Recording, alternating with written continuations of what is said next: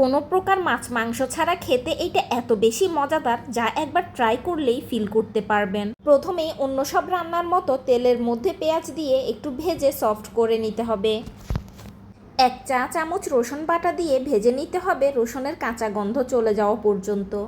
1/2 চা চামচের একটু কম হলুদ, সামান্য একটু মরিচ, স্বাদ মতো লবণ ও সামান্য একটু জিরা গুঁড়ো দিয়ে এর মধ্যে একটু পানি দিয়ে এগুলোকে কষিয়ে নিতে হবে। আর এই রান্নায় কিন্তু বেশি একটা গুঁড়ো মশলার আধিপত্য বিরাজ করবে না, এটা খুব সাধারণ অল্প মশলার রান্না।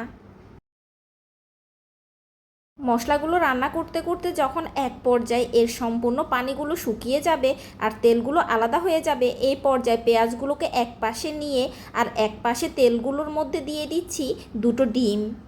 ডিমগুলো যখন একটু শক্ত হয়ে আসবে এই পর্যায়ে এরকম টুকরো টুকরো করে কেটে নিতে হবে। আপনারা আমার হাতের দিকে খেয়াল করলে বুঝতে পারবেন। আর টুকরোগুলো যেন একটু বড় বড় হয়। পেঁয়াজগুলো যে এক পাশে করে রেখেছিলাম এগুলো একটু নেড়ে দিতে হবে, না হলে এগুলো তলানিতে পোড়া যেতে পারে।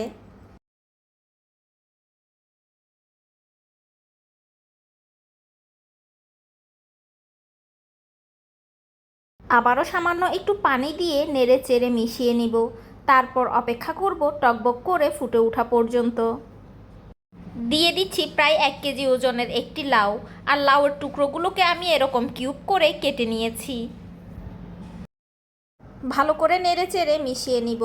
তারপর চুলার মিডিয়াম আঁচে ঢাকনা দিয়ে রান্না করব লাউগুলোর গায়ে থেকে পানি বের হয়ে আসা পর্যন্ত। লাউ রান্নায় সাধারণত এক্সট্রা পানি যোগ করতে হয় না, লাউয়ের গায়ের পানিয়ে লাউ সিদ্ধ হয়ে যায়। এ পর্যায়ে আমি লাউয়ের মধ্যে কাঁচামরিচ অ্যাড করে দিব। দেখতে দেখতে লাউয়ের ভিতর থেকে কিন্তু আরও পানি বের হবে, আর এই পানির মধ্যেই আমি লাউগুলোকে সিদ্ধ করে নিব। দেখুন লাউয়ের গায়ের পানিয়ে লাউগুলো কিন্তু সিদ্ধ হয়ে গিয়েছে। এখন আবারও একটু নেড়েচেড়ে মিশিয়ে নিব। লাউ রান্নায় অবশ্যই যেটা স্কিপ করা যাবে না সেটা হলো কাঁচামরিচ আর ধনিয়া পাতা। এই পর্যায়ে ধনিয়া পাতা অ্যাড করে দিচ্ছি। তারপর 1 মিনিটের মতো চুলায় রেখে নামিয়ে নিচ্ছি। মাছ মাংস ছাড়াও লাউ যে এত বেশি মজাদার হতে পারে এভাবে না রান্না করলে বুঝতে পারবেন না। লাউ রান্নাটা খুবই সাধারণ, কিন্তু খেতে এর টেস্ট কয়েক গুণ বেশি অসাধারণ।